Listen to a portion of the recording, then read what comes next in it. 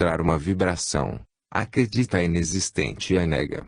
Essa incompreensão, porém, explica-se facilmente. É difícil da periferia mover-se à procura de Deus, onde se está situado em posição invertida. A ciência, em última análise, nada mais fez do que tentar essa procura. Ela não sabe, embevecida pelas habituais miragens, mas, na realidade, esse é o seu verdadeiro e substancial objetivo na periferia. Todavia, em meio a um sistema esfrangalhado em uma infinita poeira fenomênica, ela se perde no particular, condenada ainda à ausência de uma síntese total. Para voltar a encontrar Deus, seria necessário reconstituir no uno essa infinita pulverização do ser, o que é impossível. Não é, pois, a ciência que podemos pedir tais resultados. São necessárias outras vias para que isso se dê. Assim, tudo o que existe, inclusive os homens, escalona-se por degraus ao longo da escala evolutiva, representando a reconstrução dos vários planos do sistema desmoronado. A escala do que conhecemos vai da matéria ao super-homem. E tudo está a caminho. O termo fixo de comparação, o absoluto que, na relatividade do todo, permite estabelecer essas distâncias, é Deus. No mineral, o divino está tão profundamente sepultado em estado de inconsciência que não se pode, de maneira nenhuma, falar de consciência e espírito, pois que eles jazem como que anulados. Sem liberdade de escolha, nem luz de compreensão, o ser aí se movimenta no determinismo que a lei, completamente ignorada, impõe. Todavia, a individualidade atômica, molecular, química, planetária ou galáctica, tem as suas características inequívocas, que lhe conferem como que uma personalidade. E esta exprime uma estrutura tão complexa, que o homem ainda não a decifrou. Há, pois, aí também, um grande pensamento, que não pode deixar de ser o de Deus imanente, porque ao certo essa individualidade o ignora por completo. Não poderemos admitir que o átomo saiba calcular a sua velocidade interior e trajetória. Ele é ligado a uma lei de ferro, da qual não tem consciência. Estamos nos antípodes do centro-Deus, onde existe a plenitude da liberdade da consciência. O ser deve reconquistar essa plenitude, que, neste caso extremo, se inverteu em uma carência completa, deve, evolvendo, reconstruir-se. E assim se sobe gradativamente. A progressiva conquista de mobilidade e de sensibilidade, a uma liberação. A consciência, qualidade divina, revela-se cada vez mais, por graus, até o plano do homem e do super-homem. Mas nós vemos que a inteligência de Deus existe mesmo nos graus ínfimos do ser. Só existe esta diferença com as formas mais evoluídas. Estas, quanto mais ascendem, tanto mais vêm a tornar-se partícipes dessa inteligência que já existia, mas da qual, embora ele existisse dentro deles, esses seres estavam excluídos. E que mais significa esta, se não tornar-se consciente, isto é, o despertar no ser do Deus que, com o desmoronamento, permaneceu nele imanente, mas sepultado na inconsciência. É grave e de transcendental importância a conclusão deste capítulo, especialmente para quem está em condições de senti-lo inteiramente, porque a atingiu por si mesmo, através da própria maturação e visão. Constitui uma descoberta revolucionária chegar a saber que, na profundidade do próprio eu, se possui o divino e que Deus, que o animal ignora e o ignorante nega, está tão junto de nós. E deveras emocionante saber-se eterno cidadão do universo. E uma conclusão de incomensurável alcance, mas por isso mesmo perigosa, se não for encarada sabiamente, motivo pelo qual não pode ser dita indiscriminadamente a todos e manuseada pelo evoluído quem não estiver preparado, não pode receber a luz da verdade, tão excessivamente ofuscante. A verdade deve ser dada proporcionadamente a quem a recebe. Tais conceitos, postos na mente do evoluído, são transviados, podem ser entendidos às avessas no que se refere à sua posição, de modo que, ao invés de estimularem uma anulação do próprio egocentrismo, na fusão com Deus podem levá-lo a exalçar-se, erigindo-se em anti-Deus. A primeira rebelião está sempre pronta a explodir de novo no antissistema. O indivíduo pode, assim, ser levado a crer-se Deus. Esta, embora uma interpretação invertida, satânica, da conclusão verdadeira, será quase certa.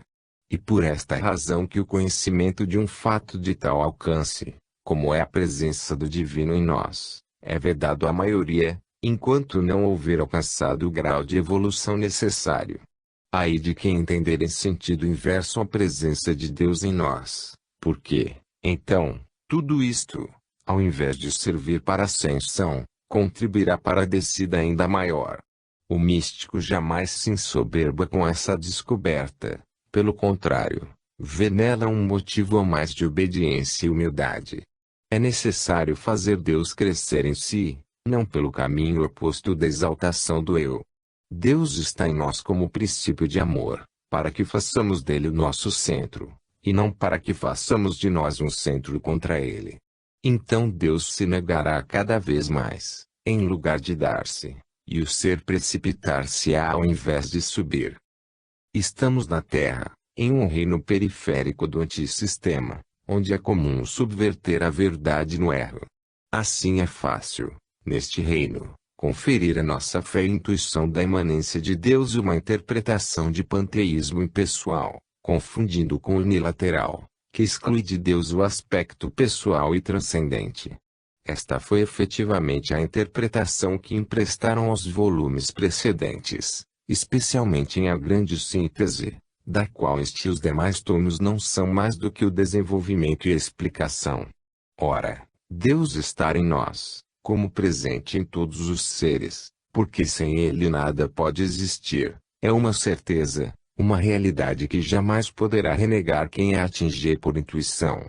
Depois, se corretamente interpretada, ela não leva a uma soberba deificação do nosso eu, ou da natureza, mas determinará a fusão de nossa alma e do Criado, com o Criador aí imanente, sem o que tudo estaria órfão. Os conceitos acima expostos não levantam o eu contra Deus, mas tendem a diminuir o eu para deixar que Deus desperte nele e viva nele em lugar do eu separado, filho do desmoronamento. Não é mais o eu rebelde que agora predomina, mas o eu em sacrifício, aos pés da lei.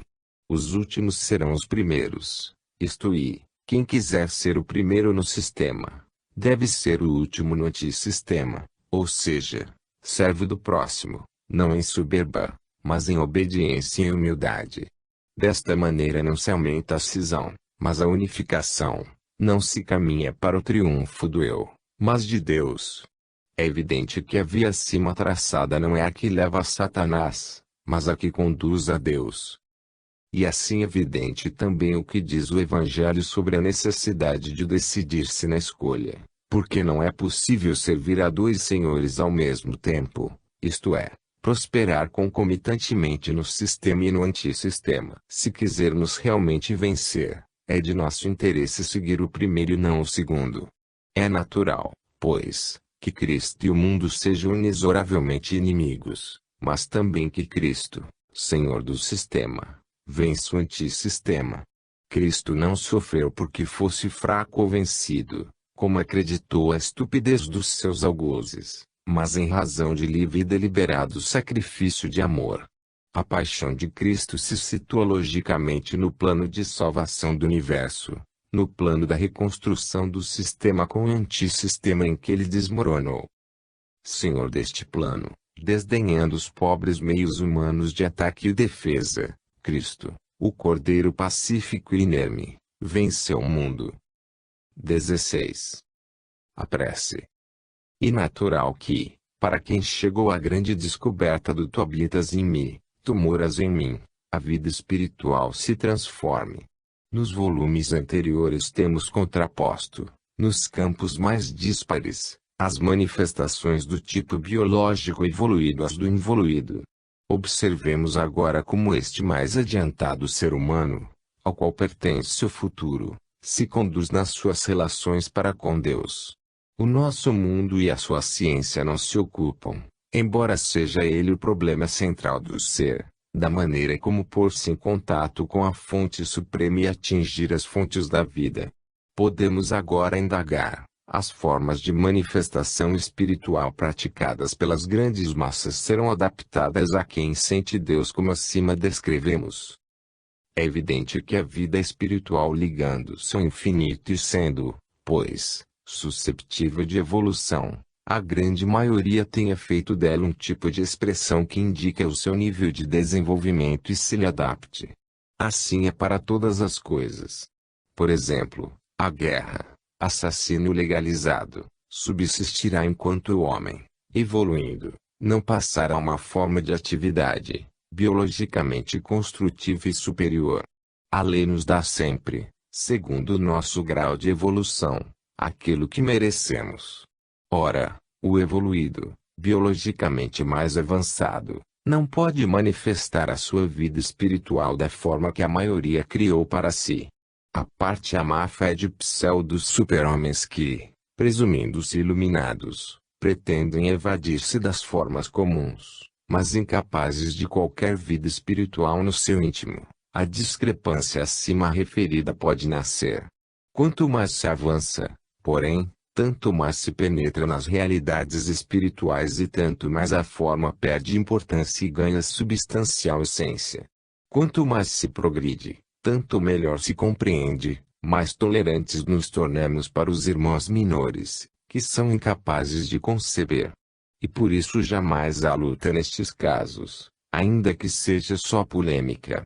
Pelo contrário, surge no pleno respeito das formas, mesmo quando se sabe que estas só servem para os seres menos evoluídos, uma nova vida espiritual que se lhes dá como conteúdo uma nova substância que as vivifica, enchendo aquele vazio substancial que elas geralmente revelam na alma de quem não sabe pensar, sentir e manifestar-se, a não ser com os sentidos e com o corpo.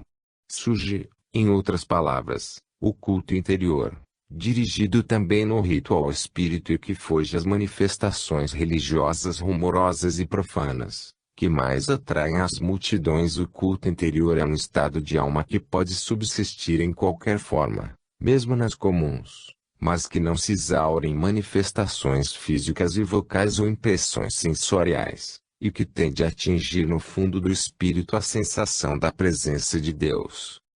Ocorre então um estranho fato: caem os absolutismos, a intransigência, a convicção de que o próprio ponto de vista possa ser o único para avaliar o infinito. Assim, da verdade se obtém um conceito novo, de que ela é algo de não codificado nem codificável, mas infinito, para cuja aproximação é imperioso trabalhar e sofrer em cada dia. Concebe-se, desta maneira, a verdade, não mais como um cômodo assento em que nos refestelamos para repousar, como fizeram os nossos ancestrais, mas como uma íngreme ladeira que importa galgar com a própria boa vontade. Mas não é só, pois, ganhando em substância, podemos melhor compreender o valor relativo e transitório das formas e nelas enxergar cada vez menos uma razão de dissensões, de antagonismo, isto é, daquela cisão que representa o desmoronamento do sistema e que justamente vai sendo absorvida na unidade. O evoluído, de fato, é um ser que mais subiu em direção a Deus, que é a unidade, numa ascensão que não pode, pois, deixar de implicar unificação. Essa ascensão inclui naturalmente também uma conquista em liberdade. Está na lei do processo. A liberdade que ao evoluído pode parecer anarquia espiritual, mas que, contrariamente, acarreta uma disciplina mais severa, não mais exterior, mas interior, onde ela é mais rígida e sentida. O homem comum pode, assim, muito bem acreditar ter cumprido todos os deveres espirituais, seguindo algumas práticas e observando uns tantos preceitos, após o que crê poder retornar aos seus instintos mais ou menos animalescos. O evoluído, ao contrário, sente sempre a presença de Deus e deve viver noite e dia em face de tal presença, que ele sabe o que significa, viver em contínuo controle de si mesmo e no domínio da própria natureza animal inferior. Ele pode, pois, assumir liberdades formais, que não devem ser concedidas ao tipo comum, porque este faria mau uso delas, não possuindo na própria consciência o sentido da lei. Quem possui esse sentido conhece as tremendas consequências decorrentes de qualquer erro, porque se pode velar os homens, não é possível ocultá-lo de Deus. Sabe que é inútil procurar enganá-lo com ardis ou escapatórias. Sabe que é livre, por isso responsável, e que é impossível furtar-se as justas sanções.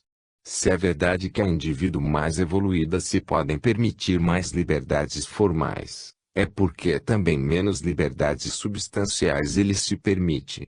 Evidentemente, o primitivo, que não sente as forças espirituais, deve ser enquadrado em normas materiais, sua única regra de vida, pois que as puramente espirituais lhe superam as suas qualidades perceptivas.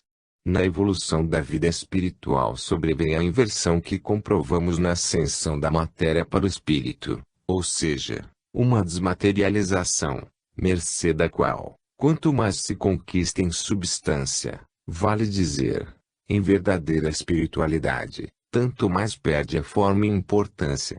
Tanto mais se tem necessidade da forma, quanto menos se conquistou e se possui substância, isto é, verdadeira espiritualidade. A razão pela qual as religiões não podem e não devem conceder liberdade sem exigir observância de disciplina, mesmo formal, está no fato de que a maioria é evoluída e para tal tipo a forma é tudo.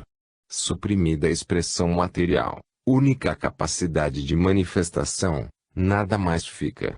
Todo ato do evoluído é físico, mesmo que tenha um conteúdo moral que, sem um revestimento concreto, para ele é inconcebível. Por isto são necessárias nas religiões as representações sensórias, até mesmo as mais bombásticas, introduzidas pelo rito. As massas exigem-nas, porque realmente necessitam delas para compreender alguma coisa e encontrar nelas uma forma de expressar o seu sentimento religioso. O homem normal não está ainda maduro para o culto interior, feito sem atos sensoriais e físicos, o qual, para ele, poderia desembocar na anarquia do livre exame. Se, todavia, não se podem conceder tais liberdades, ninguém sofre por isso, já que o espírito é livre por natureza, pois ninguém pode interferir nas relações diretas entre a alma e Deus. Ninguém pode, portanto, impedir que o indivíduo, evolvendo, possa sentir e praticar, ao lado do culto exterior, também e sempre mais o culto interior, dando assim uma mais potente substância à forma. Quem realmente sente Deus, o vê e encontra por toda parte, mesmo no contingente cotidiano. Quem não sente Deus, se não for enquadrado em normas estabelecidas, não sabe o que fazer, não havendo, com o despertar da consciência, encontrado nela o sentido da lei. É difícil estabelecer a medida das concessões e esta deveria ser diferente de alma para alma, porque dois são os escolhos em que é fácil colidir, de um lado o materialismo religioso e, do outro, a anarquia do livre exame. No primeiro caso cai-se no farisaísmo, formalismo e politeísmo se não intimoteísmo. No segundo, cai-se na desordem espiritual, no orgulho e na revolta. A regra é que uma disciplina é necessária para tudo, mesmo para as atividades espirituais. Dado isto, não é lícito libertar-se de uma forma de disciplina, senão no caso de se ter conseguido uma outra mais avançada e poderosa, como é a interior. O primitivo não pode ser deixado em liberdade, porque ainda não sabe dirigir-se por si. É perigoso conceder-lhe qualquer autonomia espiritual. Por liberdade ele não sabe entender senão a sujeição aos seus baixos instintos animais. Ele não sabe conceber mais senão um Deus tirano a que deve obedecer apenas pelo temor das sanções, um Deus dotado dos sentimentos humanos de domínio e vingança. A repugnância de tantos espíritos em admitir a imanência de Deus e a tendência em concebê-lo somente em seu aspecto pessoal e transcendente, deriva desta forma mental, pela qual a imanência representa uma pulverização ilimitada no nada, uma incompreensível presença onde os sentidos nada mais veem e tocam do que matéria bruta. E a imanência tanto mais se assemelha ao absurdo, quanto na Terra não se encontram senão seres que são constituídos por uma individualidade pessoal. Assim, por mais que as religiões ditem normas iguais para todos e todos possam igualar-se na forma, as íntimas diferenças substanciais existentes de alma para alma, não podem impedir que cada qual sinta, e intimamente viva a religião de maneira diversa, segundo sua natureza, que vai do carola ao santo. A igualdade exterior cobre variadíssimas gamas de modos de sentir. Quem tem os pulmões conformados para o meio material, não pode respirar na atmosfera rarefeita dos anjos. A evolução conduz a substanciar cada vez mais o culto exterior, que é veste, com a alma do culto interior. Tal é o futuro do homem e, por conseguinte, também das suas religiões até que, no indivíduo espiritualizado, preponderará o culto interior. A evolução leva cada vez mais a sentir Deus, não apenas transcendente, mas também imanente, até que o indivíduo espiritualizado sinta a presença dele não somente em si, mas em torno de si. Então se descobrirá que Deus está em toda parte, que o seu templo é o universo e a alma, e que o seu altar pode ser o coração do homem. É certo que o tipo do futuro buscará e orará a Deus de outra maneira e lhe obedecerá com mais amor e convicção. Quem sente o Deus imanente, sabe que ele está sempre presente não só nos templos, não podendo, por conseguinte, evadir a sua lei. A vida assim entranhada do divino em cada ato e momento, transforma-se em algo diferente. Como o guia está sempre presente no íntimo e afasta os perigos do livre exame. O porvir está na interioridade, no desenvolvimento do eu. Hoje é necessário que os conceitos sejam encapsulados no invólucro protetor da forma, porque, sendo por natureza evanescentes, eles assim ficarão de algum modo fixados em nosso mundo. E muitas vezes nem isto basta, porque a evanescente e animadora espiritualidade, pela qual somente se justifica a forma, evapora-se e se esvai. E quando não arde no íntimo essa chama que dá vida às coisas, a forma se torna um cadáver e então novas de espiritualidade devem baixar do céu, porque as religiões se fizeram necrópolis. A potência da vida interior dos santos nos mostra que a essência da religiosidade está no espírito, na vida interior. Quando o homem, evolvendo, atingir e fizer sua essa essência, então cairão todas as divergências que dividem, e todas as diferenças de superfície encontrarão a unidade no profundo. Neste, que é o esperado reino dos céus, Deus residirá nas almas e se manifestará nas obras do homem, que cumprirá consciente e espontaneamente a lei. Também as religiões evolvem, pois que se aperfeiçoam as relações entre a alma e Deus que elas exprimem. Bem que a cristalização do farisaísmo seja a última fase do seu ciclo vital, o hálito divino sempre sopra da profundeza dos espíritos, onde ele está, para reacender a sagrada chama, sem a qual tudo é cadáver. Assim, se as religiões passam, a religião jamais passará. Que é a prece? Que significa orar? Em que se tornará este ato para atingir a vida interior? Orar significa colocar-se em atitude íntima em que a alma busca comunicar-se com Deus. Então ela, dirigindo-se a Ele, como uma planta para o sol que lhe dá a vida, inclina-se da periferia para o centro. A prece é, pois, a posição espiritual orientada neste sentido, aquela que o eu humano assume, quando procura pôr-se em contato com o eu do universo, com a infinita consciência cósmica do todo. E vimos que ela não é exterior, mas íntima às coisas e a nós. Depois de tudo quanto dissemos, podemos compreender que a verdadeira prece não se dirige ao exterior, mas ao nosso interior e que, se ela se dirige para o exterior, o faz por concessão à materialidade humana, que tem necessidade desta via mais longa, mas para a alma que evolui, vai se tornando irreal como ilusão psicológica.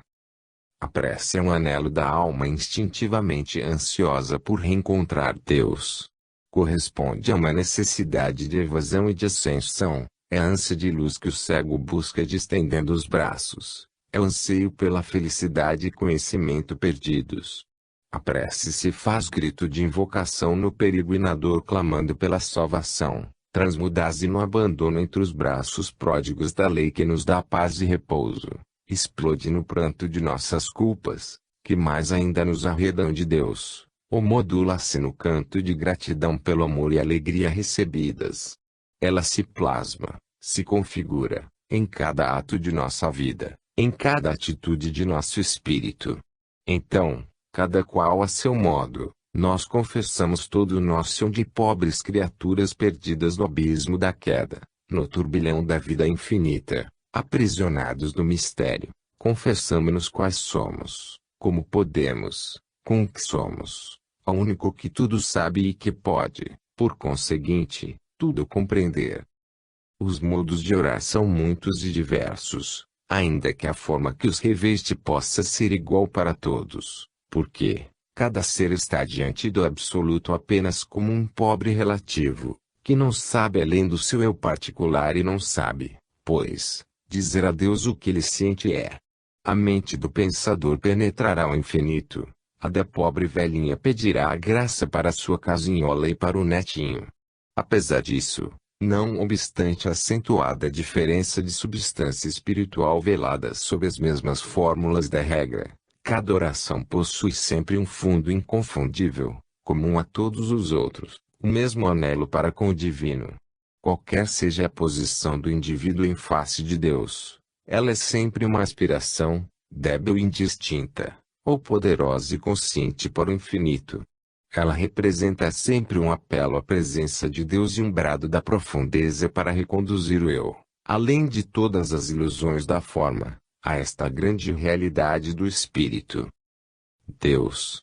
Que palavra incomensurável! Como é oceânica, como é íntima, como é viva. Ela tenta a síntese do inexprimível e nos deixa estupefatos e embevecidos. Como a pejada de mistério. E no mistério há tudo. Há o terror das sanções que seguem o mal praticado. Há a alegria do bem praticado, que nos dá paz ao coração. Há toda a nossa infinita ignorância que não nos espanta, porque a ignoramos. Há o enigma do nosso destino, quase sempre mais pejado de dores do que de alegrias. E a grande torrente de muitos destinos, todos em marcha para Deus. Ora-se de modos diversos e por muitas coisas diferentes. Há quem não saiba fazê-lo, senão com os lábios, desfiando uma longa mecânica de repetições, apenas para conseguir formular um pouco de pensamento. Há quem não o consiga, senão mascarando o vazio interior com um manual de preces formais. Há quem assista ao profundo simbolismo do rito como a uma representação, cujo significado não apreende, mas do qual tem, contudo, necessidade para concentrar a atenção e localizar o pensamento que vagueia pelas imagens do templo. Há quem só saiba orar por suas pequenas coisas, a família, os negócios, a saúde, rogando algumas alegrias e alívio de pequenos males. São insignificantes coisas terrenas e nada além. Certamente o olhar de Deus é bastante poderoso para, em visão microscópica, tudo observar e prover. Mas também há quem não saiba, não consiga orar assim, não podendo pronunciar a palavra Deus, sem sentir-se invadido de uma sagrada perturbação. De quantos modos ela pode ser pronunciada? Mas há também os que apoucam tanto que podem imiscuir em todas as minudências contingentes de iguais para iguais, como se todas fossem da mesma grandeza. À medida que a alma evolve, a ideia de Deus se amplia e se potencia na multiplicação ao infinito de todos os grandes atributos concebíveis. Então o despertar do divino, sepultado em nós sob a forma latente, torna sempre mais pronunciada a sensação da presença de Deus, até que ela invade os horizontes do ser. Assim, para algumas almas essa ideia se torna tão ofuscante como o Sol, poderosa como as massas cósmicas, tonitruante como o primeiro impulso da Gênese, vertiginosa sobre todos os abismos do mistério, suspensa sobre a profundidade do inconcebível. A prece se transforma à medida que o ser evolui. Então não poderá mais ter importância a pequena graça a ser pedida, conexa a interesses terrenos, a vida aqui transitória de nosso pequeno eu. Quando se superou o egocentrismo anulando-se em Deus, essa psicologia não tem mais sentido. Não pode mais interessar, nem ao menos o problema tão inquietante para todos, da própria salvação pessoal, do cálculo utilitário da recompensa ou da punição e de tudo o que constitui apenas um egoístico interesse, ainda que ultraterreno. Mal se sobe para Deus em espírito, essa psicologia, inteiramente humana, se desfaz ao calor do incêndio divino. Então resta um só sentimento: amar-se. Perdidamente se ama a Deus, em si mesmo e na sua expressão, as suas criaturas. Esta pequena palavra, Deus, que tantos pronunciam com indiferença, mesclando-a a tudo, que tantos chegam mesmo a insultar e blasfemar, esta pequena palavra revela tão poderosamente o seu profundo significado às almas sensibilizadas pela evolução, que as convulsiona, como fazem a tempestade e o turbilhão para a pobre árvore só indefesa. E a alma está só indefesa porque Deus é o mais forte, e na luta entre o egoísta que desejaria defender-se na forma, isolando-se, e Deus, que quer fazer sua criatura, vence o mais forte. Forte de bondade infinita, que deseja apenas desfazer a onerosa bainha isolante, a prisão do eu, para tomá-lo por completo, permeá-lo e saturá-lo com a divina linfa vital do seu amor.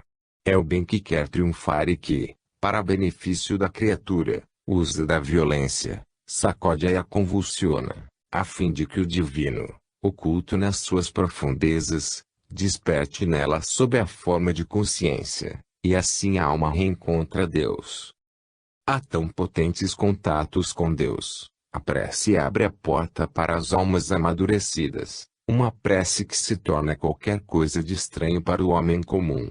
Ele não sabe, de fato, conceber este ato nesta nova forma, que oferece mais do que pede, que ouve mais do que fala, que é um estado de abandono e de recepção, mais do que uma atitude de conquista de bens futuros, um estado de expansão e de desfazimento do eu em Deus, mais do que de egocentrismo que pretende tomar Deus para si.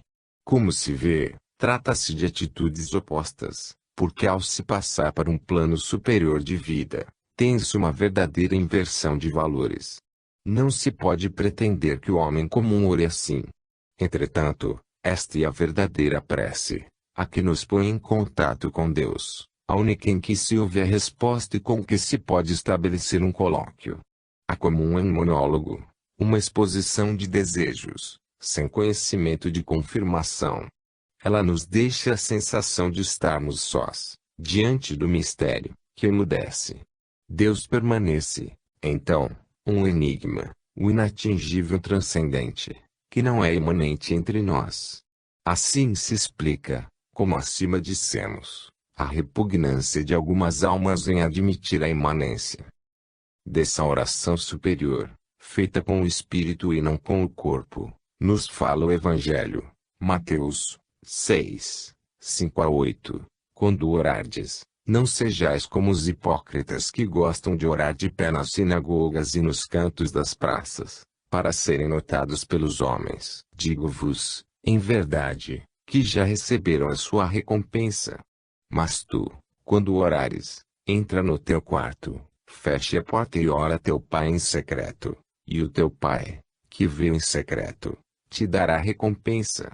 Orando, não multiplicas as palavras como fazem os gentios, que deveras pensam extravasar virtudes pela sua loquacidade. Não vos façais, pois, semelhantes a eles, pois que o vosso Pai sabe o que vos é necessário, mesmo antes que lhes peçais. Palavras estas que nos apontam a prece interior, em segredo, com poucas exteriorizações vocais e sem muito rogar, porque Deus já sabe o de que precisamos. Na prece cada qual revela a própria natureza, isto é, demonstra neste seu ato para com Deus todas as qualidades do seu tipo biológico.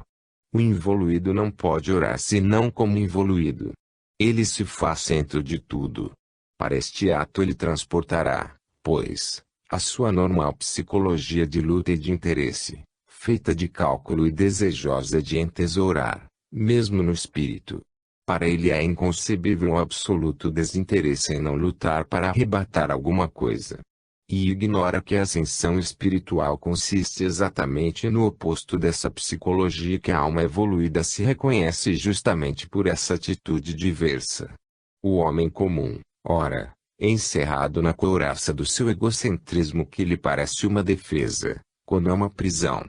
O místico ora em um estado de expansão, em que o eu sou a figura desfeito, mas somente no qual ele consegue atingir a sensação de Deus. O próprio interesse, egoístico, que está em toda a manifestação da vida da maioria, perde aqui qualquer sentido, porque a conquista se cumpre, expandindo-se em Deus, que é um Pai que sabe de todas as nossas necessidades, é riquíssimo e não deseja mais do que nos prover.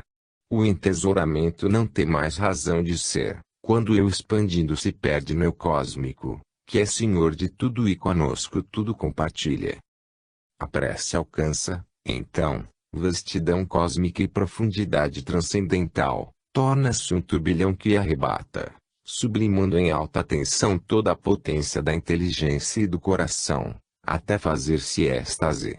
A oração passa a ser uma coisa imensa, que as formas de nenhuma religião conseguem mais contê-la, transformando-se em algo de tão universal que abrange qualquer aspiração superior da alma, seja a do crente, seja a do artista que cria, seja a do cientista que indaga, a do gênio que desvenda o mistério, a do herói que triunfa, a do mártir que se sacrifica, a do santo que tem a visão de Deus.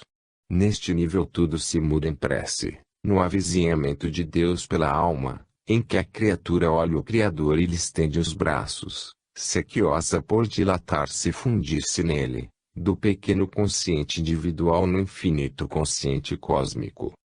Se esta é a verdadeira, a grande prece, aquela que aproxima a alma de Deus se pode também haver uma prece menor em que as almas menos desenvolvidas fazem o que podem, que será dos espíritos tão evoluídos ou decaídos, que não conhecem nenhuma oração? Que será daqueles que não oram mais ou que jamais oraram e que nem ao menos sabem conceber o que seja dirigir-se ao Deus? Que sorte aguarda esses eus separatistas do eu central, fonte da vida? Como poderá viver isoladamente, confiado apenas em seus próprios recursos, esse fragmento rebelde, expulso do sistema? Como tal ele é paupérrimo, logo, extremamente ávido. Somente quem está ligado ao centro é rico. Ao rebelde falta qualquer conhecimento da vida eterna e a sua existência é somente a de um corpo físico. E quem não possui senão uma vida tão pobre, desesperadamente se apega a ela com feroz egoísmo, e é capaz de qualquer delito para defendê-la. Pobre ser recluso no relativo e no tempo, sem esperança de infinito. Está sempre famélico, acuado pelo tempo que foge e que lhe rouba a vida. O seu reino é a forma, a ilusão, o caduco. As suas construções esboçam-se sempre e ele, porque tão distante do centro genético, tem que reconstruí-las de contínuo. Os tesouros desse reino não perduram como situados no eterno. Ele se sente perdido, porque, destacado do centro Deus, fonte do ser, sua existência vai se dissecando dia a dia. Na sua desesperação ele se alheia a tudo, contanto que se concebe vivo no corpo, único meio de alegria e de vida. Mas a extinção espreita. Ele está agora voltado para o polo negativo do ser e com isto autocondenado. E sente que não há escapatória. Para salvar-se ele teria não só que inverter a rota, mas percorrer em subida todo o caminho feito em descida e, então, após tanta faina, tentar comunicar-se de novo com a fonte da vida, para retomar alimento. Eis a oração. Mas o rebelde recusa-se justamente a curvar-se ante Deus. É exatamente essa harmonização com tudo que ele não sabe e não quer fazer. É então essa sua posição de dependência do centro-Deus que ele não quer reconhecer. Assim a descida precipita-se o pobre espírito, centelha de Deus, se não se resolve a inverter o caminho.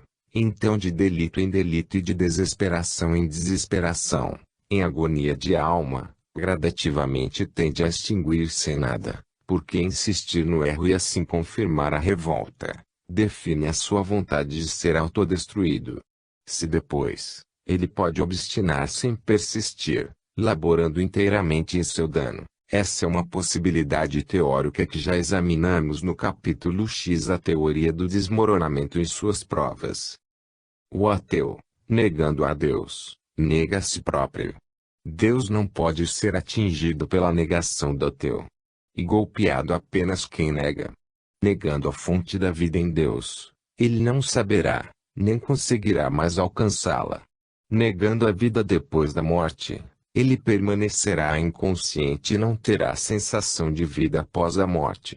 Se ele não enveredar pelo caminho oposto, que se orienta em direção à vida, ao que o seu próprio interesse deverá tarde ou cedo induzi-lo, receberá cada vez menos dela, até que não mais despertará e passará por completo ao polo oposto de Deus, isto é, do ser passará ao não ser, pois que o vazio e o nada são a plenitude do antissistema. A punição de Deus consiste na perda de Deus. A expulsão do sistema afirmativo para o invertido é o negativo, até a anulação, eis o inferno eterno, o mais terrível, lógica a conclusão de uma vontade tenaz que deliberadamente quisesse negar Deus através de uma infinita série de vidas. Então, entre punição e culpa a proporção que não existe entre uma sanção eterna e uma só breve vida, por mais malvada que seja. Inferno não antropomórfico, mas metafísico, o mais implacável, a morte da alma, a extinção do ser no não ser, o nada. No extremo oposto do dualismo, o santo caminha para paraíso eterno. Aproximando-se cada vez mais das fontes da vida, em Deus, ele se expande gradativamente na plenitude do ser, afirma-se no sistema positivo, até o triunfo da felicidade eterna em Deus. 17. Imanência e transcendência. Levados por outros fios condutores, não foi possível, nos capítulos precedentes, abordar, senão em relação com outros problemas, o da imanência e transcendência. Cuidamos agora de retomá-lo para encará-lo diretamente, aclarando-o com mais exatidão. Antes, porém, de entrarmos em suas particularidades, quisemos aplicar as concepções precedentes, orientando-as também, como experiência, na vida espiritual de cada um.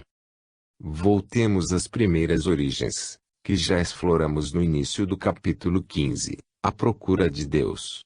Como já dissemos, antes de criar, Deus era o uno todo, que ainda tudo devia tirar de si. Não havendo ainda a criação, não nascera nem o sistema, nem o antissistema, isto é, não havia dualismo de aspectos, mas somente o uno.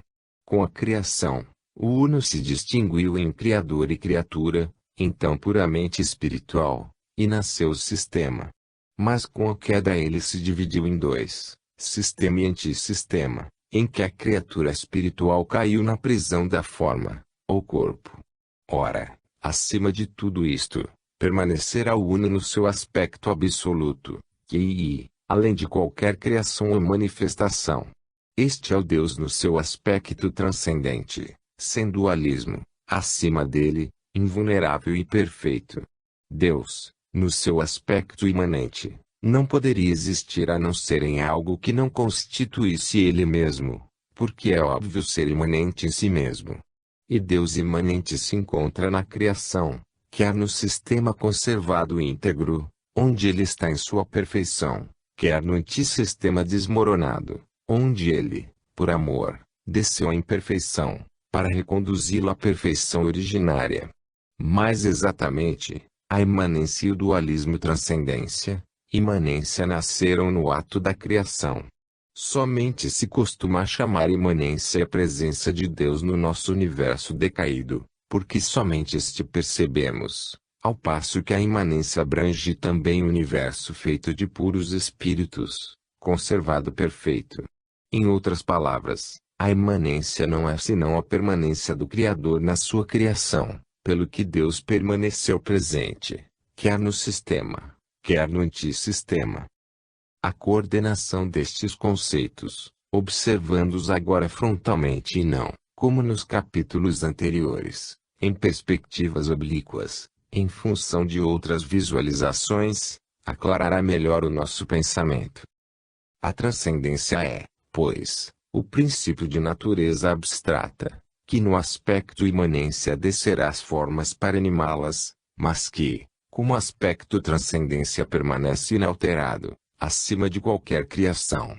O fato de que nesta criação não pode existir forma, nem qualquer fenômeno, senão em consonância com um princípio que lhe oriente o transformismo, demonstra a existência de Deus transcendente.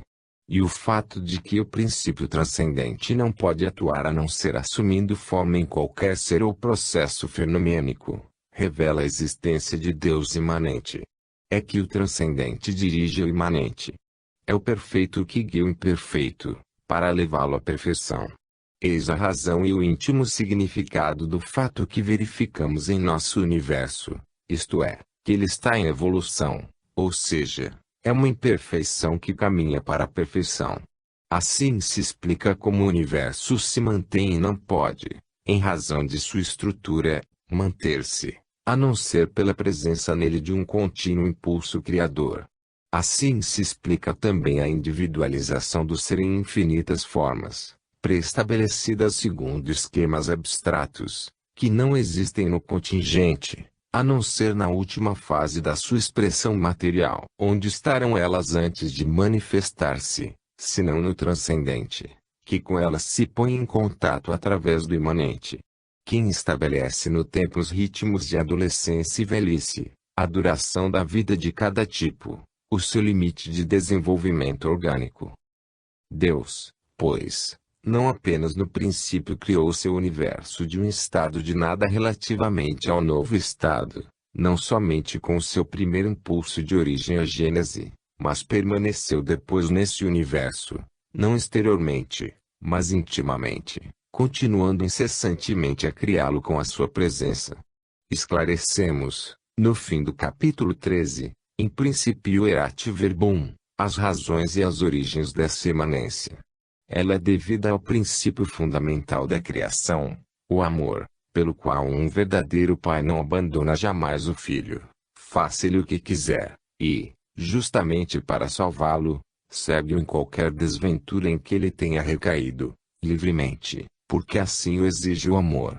Essa imanência, ou presença de Deus, é o que se chama vida. Mas em senso latíssimo, vida que anima igualmente a orientação das moléculas nos cristais, como o funcionamento atômico da matéria.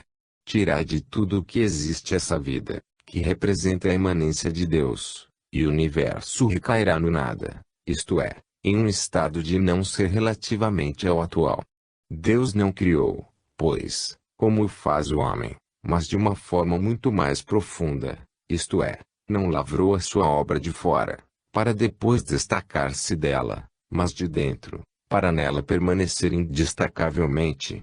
As obras do homem são, efetivamente, mortas e têm necessidade sempre de novas intervenções, que constituem a manutenção. Somente as obras de Deus são vivas, e, se parecem andar por si, é porque dentro delas está o Deus imanente, que, como vida, age continuamente. Se deixarmos uma casa, com tudo o que possui entregue a si mesmo, após muitos anos, encontraremos tudo em decadência. Se deixarmos plantas, encontraremos um bosque, se animais, um rebanho. De onde vem essa capacidade de multiplicação, senão de Deus imanente? De onde promana a vida, a não ser dessa fonte que alimenta todo o criado? Que imperfeita imitação da obra de Deus são as obras do homem. Mas mesmo estas, para conservar-se, reclamam aquela assistência que se chama de manutenção, que constitui uma espécie de imanência do homem nelas. Podemos agora melhor compreender tudo isto, confrontando com o que foi dito no capítulo 13, em princípio erat verbum. Deus, no seu aspecto transcendente, é o Espírito, o primeiro momento da Trindade do Uno, o puro pensamento, a ideia ainda não em ação, anterior e acima de qualquer criação e suas vicissitudes. Deus, no seu aspecto imanente, é o segundo momento da Trindade do Uno, aquele em que a ideia entra em ação e o Espírito se fez verbo gerador, o Pai.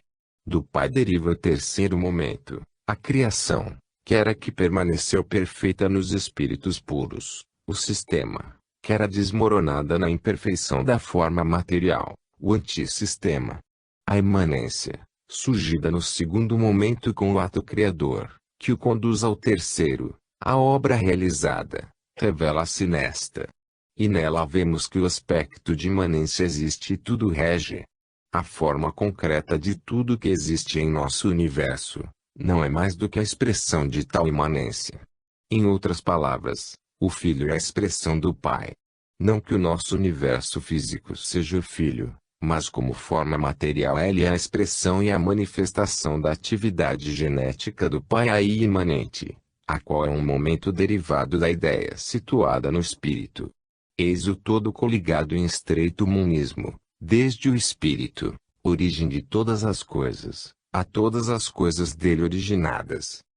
Tais conceitos não podem ser entregues às mãos do involuído que, julgando tudo sensoriamente, é capaz de dizer que o Filho é matéria. As mais recentes concepções da ciência que, da última substância do mundo físico fizeram uma fórmula abstrata, nos ajudam a compreender tudo isso. Foi assim que, quando se quis ver a essência, a matéria foi reconduzida ao espírito. É necessário recordar que ela é uma pura ilusão dos nossos sentidos. Por mais que possa parecer audaciosa a semelhante concepção, os fatos depõem em seu favor. A vida, expressão de Deus imanente, tem um caráter inteiramente interior. Ela germina incessantemente e, só graças a essa imanência, é que o ser pode viver, vencendo o desgaste imposto pelo ambiente. A medicina não examina senão as manifestações desse Deus imanente e estuda as formas construídas pela sua inteligência. No cadáver, a medicina estuda os restos de uma vida que se retira de sua manifestação. A vida lhe escapa, porque é de natureza espiritual, campo que ela ignora. Toda forma provém do interior, de um germe se desenvolve em torno dele, por crescimento. Todo germe é filho de outro germe e assim por diante. O ato originário da primeira gênese se repete no mesmo modelo, em continuação. O fato de que tudo não pode existir, a não ser por filiação, nos diz que o nosso universo é regido pelo princípio do Filho. Todo esse processo genético permanece, porém, um enigma indecifrável, se não nos reportarmos ao primeiro ato genético executado pelo Pai. A vida é atributo da alma, que é interior ao ser. Aí está o centro e a síntese de todas as sensações. Tudo caminha do ambiente para o espírito e do espírito para o ambiente, e esta é a base da experiência pela qual o eu pode crescer e evolver e no interior da matéria que se encontram os velocíssimos circuitos atômicos que lhe emprestam a solidez. O crescimento por multiplicação celular, como a cicatrização das feridas por reconstrução dos tecidos lacerados, provém do interior. A vista natrix naturae, a força curadora da natureza, que preside a conservação de nosso organismo, e todas as sábias diretivas de nosso funcionamento orgânico, tão automático, que o desconhecemos, tudo provém do interior, dessa presença de Deus imanente. Esse pensamento diretor está tão bem oculto nas profundezas, que a ciência não soube ainda encontrá-lo. Embora tendo sob as vistas expressão, só lhe encontram os efeitos. Ele está tão oculto que se lhe ignora a presença, apenas porque se furta a análise sensória, dita objetiva, ao passo que nada é tão pouco objetivo quanto ela. E desta forma se chega até o ateísmo, enquanto se mergulha nessa atmosfera divina, na qual se respira e se vive. Esta interioridade do Deus imanente em seu universo que, embora sendo imanente, nós concebemos como material, porque a materialidade é uma ilusão, nos leva a considerar as relações entre a alma e o corpo, no homem. Também este é a expressão de um espírito animador, que se reveste de forma física. Que assim seja, é lógico pelo princípio dos esquemas de tipo único. Da mesma forma se poderia conceber Deus no seu aspecto imanente como a alma do nosso universo. Em ambos os casos a forma, matéria está na periferia, no exterior, alimentada do interior, em que se encontra o princípio, vida. Em ambos os casos tudo é inteligentemente orientado e guiado do interior. A forma é gerada pelo espírito, isto é, o corpo humano é constituído pela alma, seu princípio vital, como o universo físico foi formado pelo Verbo, o Pai. A alma humana, como o Deus imanente estariam tão entranhadas na forma, que o fato de a primeira não poder viver senão em um corpo, não representa nada mais do que um caso particular da universal imanência de Deus, que ela representa e constitui no seu caso particularizado. E que essa substância pensante, matéria-prima de nosso universo, senão o espírito. Prossigamos na observação do paralelismo. Suprimamos a alma no homem e teremos um cadáver. E que poderia restar do universo se dele desaparecesse a projeção da inteligência diretora, o espírito, e cessasse a presença do princípio vital, o Pai.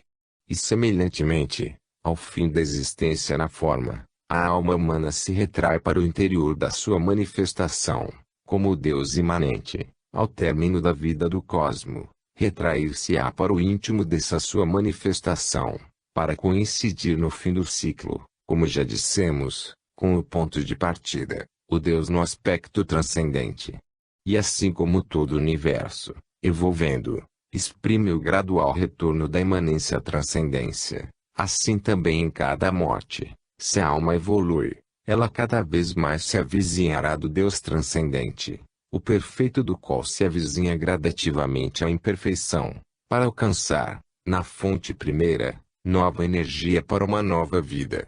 Isto porque, com a queda, os espíritos precipitaram-se na periferia e não lhes é possível senão uma vida fragmentada, pelo que, a cada morte, inevitável nesse plano, é necessário voltar ao centro para conseguir um novo impulso dinâmico, sem o qual não se suporta uma outra vida. Como já vimos, a razão pela qual o desenvolvimento jamais ultrapassa as dimensões estabelecidas no esquema de um dado tipo de ser, também agora podemos compreender porque a carga vital recebida, que o espermatozoide e o óvulo contêm, mas que não geram, porque a recebem do espírito para desenvolver-se, é de uma duração limitada que depois se exaure na morte. Esses paralelismos nos permitem compreender também o porquê deste cíclico retorno da juventude e velhice, em todas as formas da vida, seja no indivíduo, seja na família, nas nações, nos impérios, nas civilizações, na humanidade. Não se trata senão de repetições em dimensões menores do ciclo máximo do aspecto imanência de Deus, que torna a coincidir com o seu aspecto transcendência. Quanto menor a unidade da individualização tomada para exame, tanto menor também o seu ciclo e mais rápida a sucessão deles. Mas, em cada caso, do homem às nações, à civilização, à humanidade, ao universo, o esquema é sempre o mesmo. Temos, assim, dois momentos. No primeiro é o espírito que trabalha por fazer para si uma forma, por organizar uma sua expressão no plano exterior. O homem organiza um corpo, as nações um governo, as civilizações uma ordem, as humanidades uma sede planetária, o universo um organismo cósmico. No segundo momento, inversamente, é a forma física que se consome em favor do espírito, enriquecendo-o de todas as gastas experiências da vida. Assim como na juventude do indivíduo temos um período de construção física, Assim também no universo temos a formação de um substrato feito de matéria, e como no indivíduo temos depois com a velhice o declínio da forma em benefício do desenvolvimento de consciência. Igualmente no universo verificamos um período de destruição física e de paralela expansão vital sempre maior no plano espiritual. Isto confirma o que já dissemos algures, a respeito de que o universo físico acabará por